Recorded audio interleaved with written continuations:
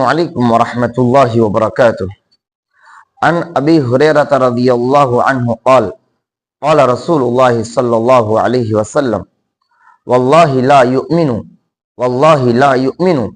والله لا يؤمن قيل من يا رسول الله قال الذي لا يأمن جاره بوائقه. حضرت ابو ہریرہ رضی اللہ عنہ سے روایت ہے، نبی کریم صلی اللہ علیہ وسلم نے ارشاد فرمایا، قسم بخدا وہ شخص مومن نہیں ہے، قسم بخدا وہ شخص مومن نہیں ہے، قسم بخدا وہ شخص مومن نہیں ہے۔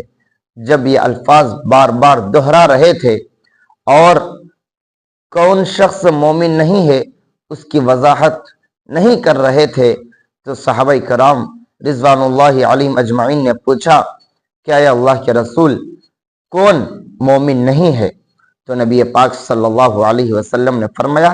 الذی لا یأمن جارہ بوائقہ، کہ جس کا پڑوسی اس سے